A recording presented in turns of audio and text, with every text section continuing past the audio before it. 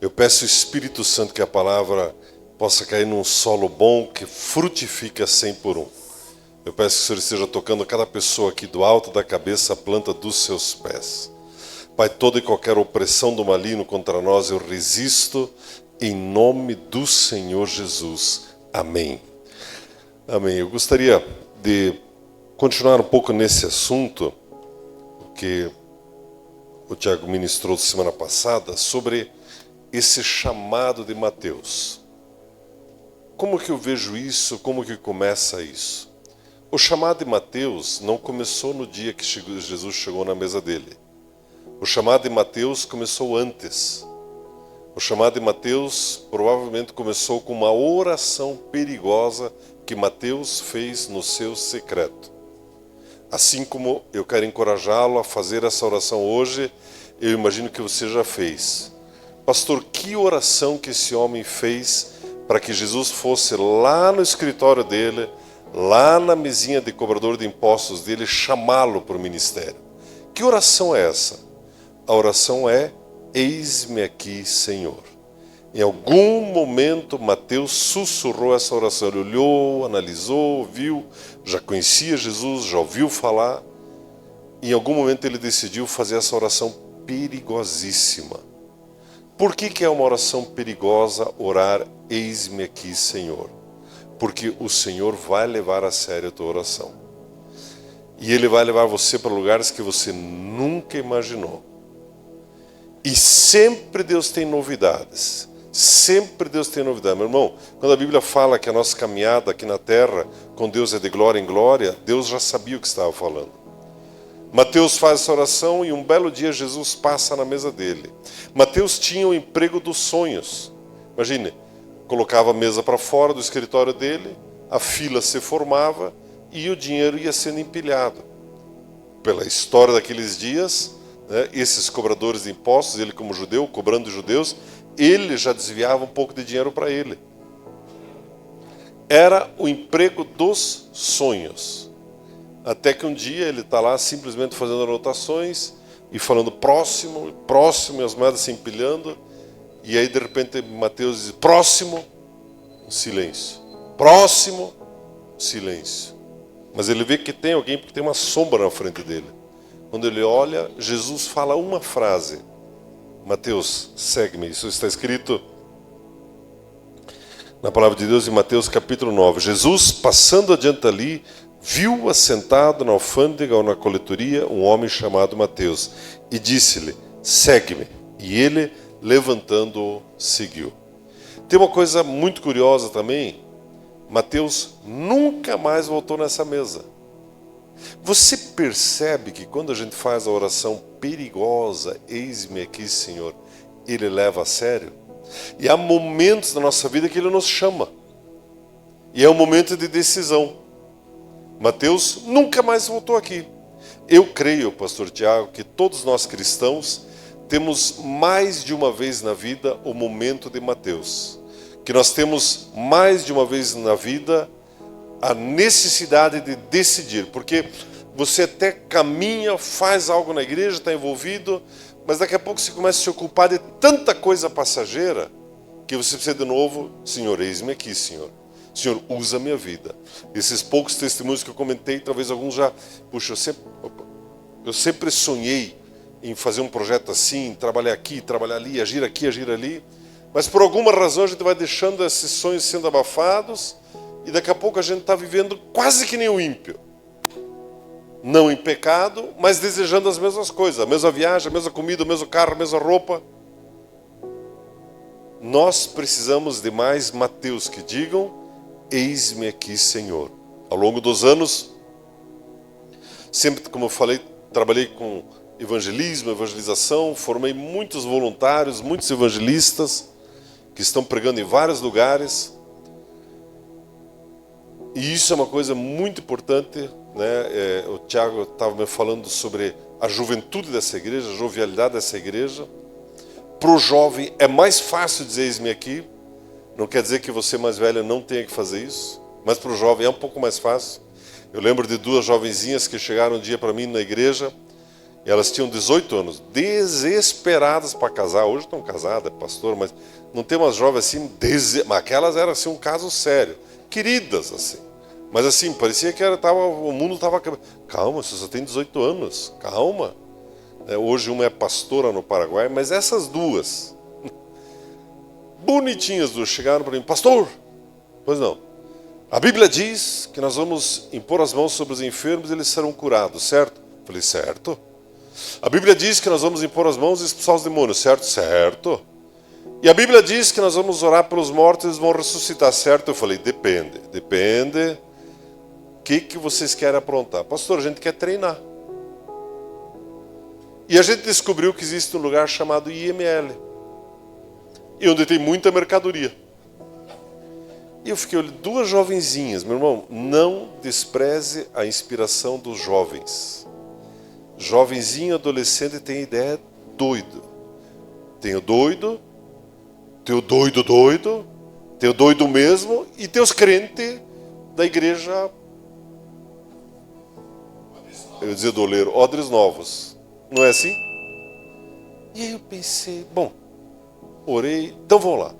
E veja o que aconteceu. O doutor delegado do IML de Curitiba abriu os porões do IML para nós. E lá iam as duas jovenzinhas loucas para casar, orar para ressuscitar os mortos. Chegava defunto 01. Defunto 02. Defunto 03. E assim foi. Não é coisa de doido? Olha o que aconteceu desse trabalho, para resumir a história. Olha o que aconteceu. Uma noite eu estava lá, uma madrugada, e eu não sei se você já foi nesse lugar, mas é um dos lugares mais tristes da cidade. Porque todo tipo de acidentado, todo tipo de pessoa que é encontrada morta na rua, enforcado, acidentado, morto faz dias, vai parar tudo ali.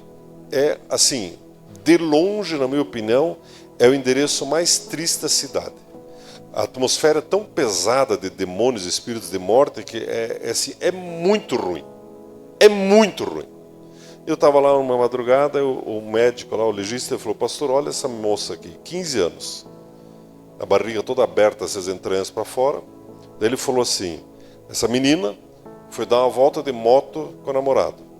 Caiu e está morta aqui. O problema, pastor, é que a mãe dela está lá na antessala e a mãe dela tem certeza que nós vamos devolver a filha viva. Só que, pastor, daqui ninguém sai vivo. Quando ele falou isso, me acendeu. Eu falei, é na antessala que nós vamos evangelizar. E começamos a evangelizar, Tiago, na antessala. Dezenas, centenas de pessoas, porque a Bíblia fala sobre a casa de luto, foram se quebrantando, aceitando Jesus. O trabalho cresceu tanto que as funerárias que ficam ali fazendo plantão nos contrataram, viu? Vocês não querem ir lá nos velórios falar essas palavras de vocês? Vamos. Violão, garrafa de café, bolacha, água e sal, crachazinho do Bonfim, da Última Curva, da Última Esperança. Quantas e quantas madrugadas ganhando pessoas para Jesus. Foi o primeiro fruto desse trabalho. Segunda coisa, uma das meninas presenciou um atropelamento. Um ônibus bateu numa mulher, atropelou, e ela ficou lá olhando, veio a ambulância, SEAT, aquela coisa, aquele alvoroço, até que puseram o pano na cabeça da pessoa no meio do asfalto. Foi declarada morta a pessoa. E ela chegou lá para o socorrista, viu? Posso orar por ela? Não, não, está morta.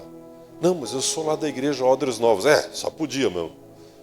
Pois é, quero orar. Não, não pode. Não, mas eu sou lá do pastor Tiago, pastor Arno. E encheu as paciências do médico. E ele, então ora, esses crentes não tem o que fazer. Pois é. Aí ajoelhou no asfalto do lado da mulher lá. Sabe o que aconteceu? O paninho levantou, aquela correria, joga a mulher na ambulância, está viva, está viva, está viva. Ela pode dizer, você tem mais uma chance, entrega a tua vida para Jesus. Você percebe que quando você diz, eis-me aqui, Senhor, e Jesus chega na tua mesinha, Ele vai pedir algumas coisas que podem parecer difíceis na hora, como, por exemplo, ir orar pelos mortos. Não orar pelos mortos, mas orar para os mortos ressuscitarem. Mas o fruto é extraordinário. os frutos. E uma coisa curiosa, que são janelas que se abrem. E sempre funciona assim, depois troca o delegado, não pode mais, inventa alguma lei, algum troço. Aproveite as janelas que você tem. A Bíblia diz que Mateus pulou daquela cadeira e seguiu Jesus. Muita gente pula da sua cadeira para seguir os próprios sonhos. Nós precisamos aprender a conhecer os sonhos de Deus para as nossas vidas. E, meu irmão, com certeza Deus está sonhando coisas maiores do que você tem imaginado. Por alguma razão a gente se deixou convencer que a nossa vida é trabalhar, se aposentar bem, ir para a praia e beleza, consegui. E agora? Não, daí agora é só morrer, pastor. E depois? Não, pois é, daí estou no céu. A tua vida vale muito mais do que isso. Uma alma que você leva para Jesus muda a eternidade de uma pessoa. A Bíblia, ela nos conta em Atos, no capítulo 15, não quero demorar, mas eu quero ler esse texto para vocês. Atos, capítulo 15. A Bíblia nos conta uma coisa muito interessante sobre o ministério de Paulo e Barnabé. 15:1 diz assim: em Icônio, Paulo e Barnabé entraram juntos na sinagoga judaica e falaram de tal maneira que veio a crer grande multidão, tanto de judeus como de gregos. Você já leu isso na Bíblia? Você já pregou alguma vez de tal maneira? Até a descrição de Paulo, como é que eles pregaram? Eu não sei, olha, mas eles pregaram de um jeito, de tal maneira, que a turma se converteu. Você já deve ter ido em pregação, você adormeceu, você só ficou pensando na pizza, você só ficou pensando no Silvio Santos, no Carnê do Tamancavi, você estava longe, estava em Nárnia. Mas você já foi em culto que você ficou assim. E que as pessoas se converteram. O padrão da sua mensagem é esse: pregar de tal maneira que as pessoas se convertam. Não, pastor, mas eu não sou assim. É sim, se Deus diz que você é, esse é você. Pastor, mas o que significa pregar de tal maneira? Eu quero destacar 3 características para você. O que significa, quem que prega de tal maneira que pessoas se convertem? Prega de tal maneira pessoas que falam da própria experiência. O apóstolo Paulo, ele falava da experiência dele do encontro com Jesus, das curas que ele viu, das libertações que ele viu. Prega de tal maneira quem fala da própria experiência. É muito cansativo você ouvir uma pessoa que só fala: eu li num livro, alguém me disse. É diferente da pessoa falar: olha, eu estive no hospital, orei com o enfermo, ele foi curado assim, assim, assim, e você vai falando do teu próprio relacionamento com o Senhor. Pastor, então eu só vou pregar de tal maneira a partir das minhas experiências íntimas com Jesus? Exatamente. E Jesus sempre tem experiências novas para você e para mim. Sempre surgem necessidades, alguns momentos em que você não sabe o que fazer com aquilo, desafios de fé. É Deus permitindo que você tenha experiências com o poder dele. É Deus permitindo que você floresça numa área ou noutra área. Prega de tal maneira quem tem intimidade com Jesus e quem fala dessa experiência. Nós temos um trabalho missionário na Bolívia, e lá na Bolívia eu trabalho com descendentes de alemães. Eles eram menonitas há 200 anos atrás, crentes, mas eles foram se fechando, e virou uma seita gigantesca. Eles só obedecem aos anciãos das colônias, vivem no século XVI, é aquele vestuário dos Amish, que talvez você já viu, tem nos Estados Unidos, e eles são extremamente hostis. Quem aceita Jesus apanha, é expulso das suas colônias, eles não têm energia elétrica, é uma coisa doente. E eles só falam um dialeto alemão que eu aprendi de criança. Deus me permitiu aprender esse negócio, então eu vou lá e prego lá nesse dialeto para eles lá. E todo mês estamos batizando pessoas ali. Mas são cerca de 200 mil. E 15 mil nascem por ano. É uma coisa assim, aqui, na Bolívia, do nosso lado. E lá na Bolívia, acontecem conversões, Tiago, tipo essa história de muçulmano, que o próprio Jesus aparece para as pessoas. Mas teve um jovem, aos 16 anos, ele foi evangelizado pelo nosso missionário, há 5 anos atrás, 5 ou 6, por aí. E ele disse, eu aceito Jesus. Ele chega em casa, esse menino, morando na colônia, magro, assim, feio que dói, assim, feio, magro, grande, comprido, assim, faz umas 3 emendas, assim, sabe, meio desajeitado, assim. O Alberto, o nome dele. O pai dele descobriu e falou para ele, você aceitou Jesus? Aceitei. Então eu vou espancar você até você negar. É bem assim. E bateu, só pele e osso. E ele não negou. X semana depois, foi no ancião da igreja deles, que falou a mesma coisa, nós dois vamos espancar você até você negar Jesus. Quando ele estava quase morto, pararam de bater nele. E ele ficou firme. Os 2 anos seguintes, ele evangelizou os jovens da colônia sem ter Bíblia. Só um encontro com o missionário. Aos 18 anos ele fugiu, como muitos deles fogem das colônias e vão para Santa Cruz e vão viver nas ruas lá. Na fuga dele, ele para justo na nossa igreja e pergunta, posso dormir uma noite aqui? O missionário, ei, você não é aquele jovem? Sou eu mesmo. Não, fique aqui. E começamos a cuidar dele, dar comida para ele engordar. Feio, irmão, magro e feio, assim, uns 3 pelinhos aqui de barbicha. Nossa, louco de feio. Mas gente boa, querido.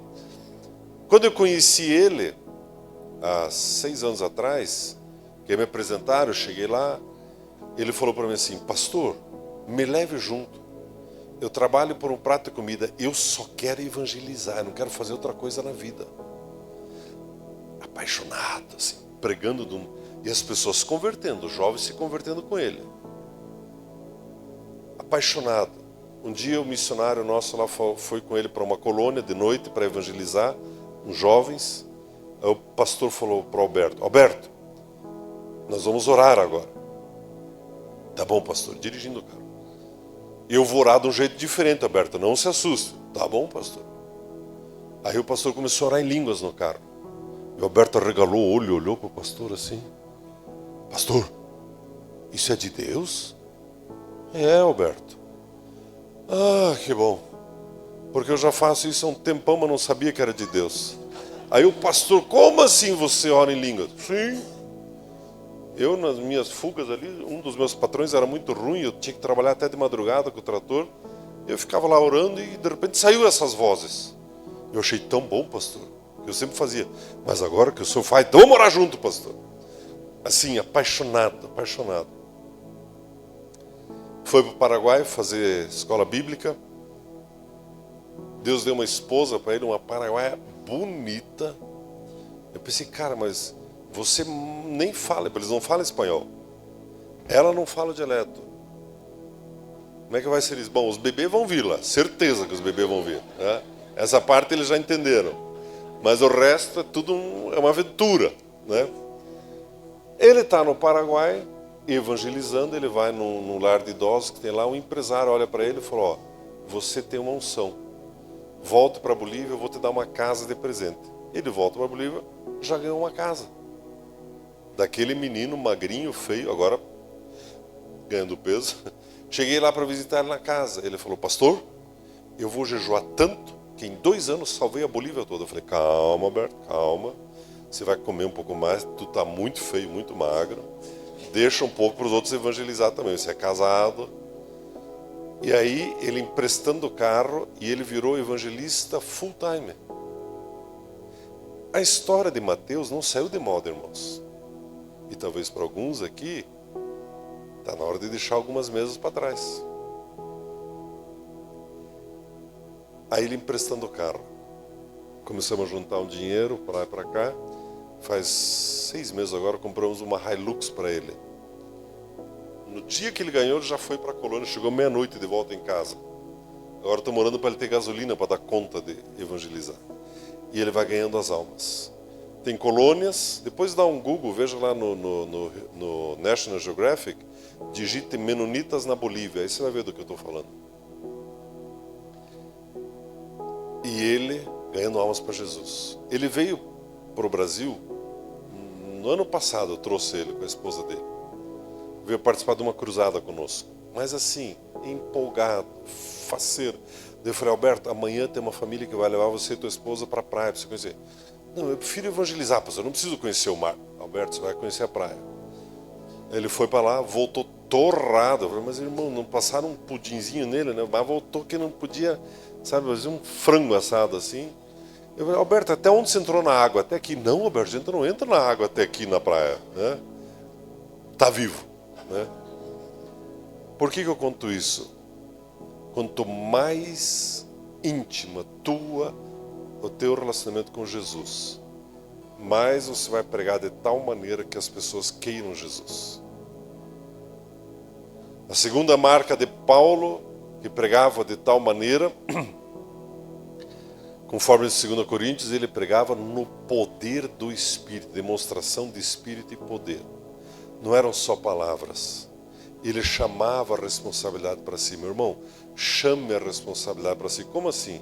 Vem alguém pedir para você, ore por um enfermo, vá lá e ore, meu irmão. Não ligue para o pastor. E quando você for orar pelo enfermo, ore de verdade. Não faz aquela oração água com açúcar. Oh Deus, tu sabes. Deus, eu acho que não vai dar nada. Eu acho que já era.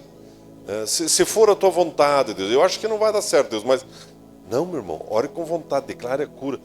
Demonstração do Espírito e poder.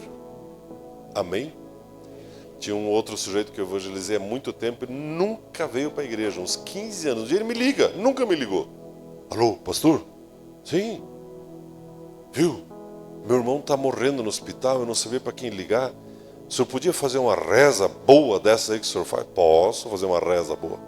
Ah, então tá, porque está morrendo, pastor, já era. Eu falei, mas que hospital que ele está? Mas por quê, pastor? Porque eu vou visitar. Não, não pode visitar, está no UTI.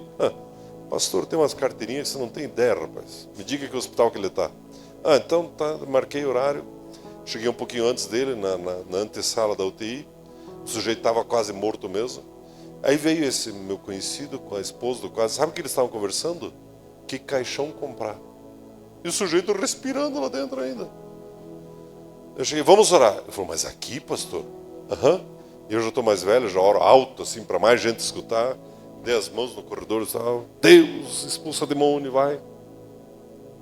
Daí ele pôs minha roupa branca, entraram lá, depois minha roupa branca também. Aí apareci lá, falei, dá-lhe, vamos orar. Pus as mãos, expulsei demônio. E o sujeito estava muito mal.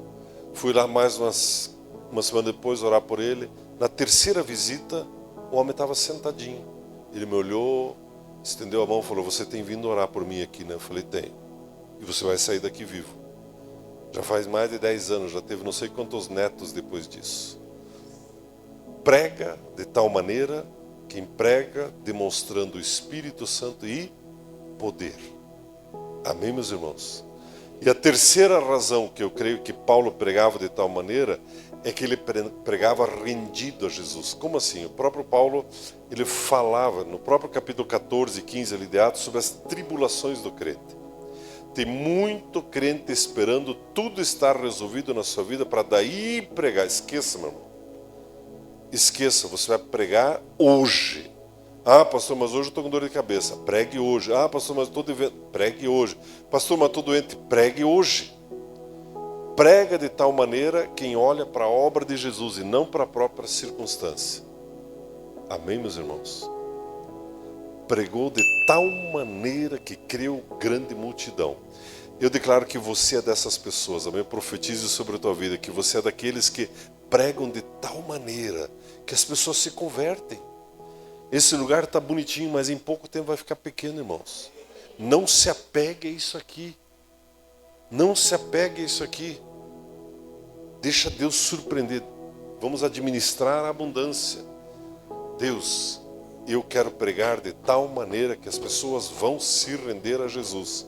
Crie um problema para o Tiago. Comece a trazer gente nesse lugar. Comece a trazer gente que venha, come tudo, estraga tudo, quebra. Pastor, mas o cara sentou lá, o cara sentou na bateria, pastor. Não tem problema. Divide aquelas panelas ali, cada um senta numa panela daquela ali, acabou-se. Melhor utilidade que tem. Mas pregue de tal maneira a ponto de arrastar as pessoas para a igreja. A Bíblia diz, eu termino com isso, sobre a grande ceia, né? A Bíblia diz, Mateus 23, 24, 25, force-os a entrar para que a minha casa se encha. Já leu isso na Bíblia? O que é forçar uma pessoa a entrar no reino dos céus? Eu penso que forçar uma pessoa a entrar é demonstrar tanto amor que a pessoa não tem como recusar. Não tem jeito. Eu tenho que aceitar o teu convite. Eu não tenho escapatória. Eu preciso ir para a igreja com você. Eu tenho que estar com você na tua igreja. Amém, meus irmãos? Eu oro para que você seja desses que pregam de tal maneira, que arraste multidões para Jesus. Que você possa ser aquele que povoe o céu e esvazie o inferno. Isso continua valendo. E eu volto para o começo do que eu falei para você. Eu gostaria de convidar você a ficar em pé. Eu gostaria que você agora respondesse para Jesus. E se você tiver coragem, faça essa oração você mesmo. Senhor, eis-me aqui, Senhor. Senhor, usa a minha vida. Uma oração dessa, como disse, ela é perigosa porque muitos poderão ter os seus planos totalmente mudados. Talvez você já desenhou o teu futuro, teus próximos 10, 15, 20 anos, e o Espírito Santo vem e vai dar uma bagunçada nesse negócio. Você achava que era para um lado, provavelmente seja para outro lado. Mas faça essa oração. Jesus, eis-me aqui. Querido Senhor Jesus, obrigado por essa noite. Obrigado por cada pessoa que está nesse auditório. Obrigado, Espírito Santo, porque o Senhor nos reuniu nesse lugar, nessa noite. Obrigado porque podemos ser inspirados pelo Senhor. Pai, eu sei que homens e mulheres nesta hora estão dizendo, Senhor, eis-me aqui. Senhor, eis-me aqui. Pai, certa vez o evangelista Rainer Bonk disse, cada esquina é um púlpito. Cada esquina é um púlpito. Eu oro, Pai, para que cada pessoa aqui tenha o seu púlpito, o seu lugar de pregação, de anunciar a Tua palavra.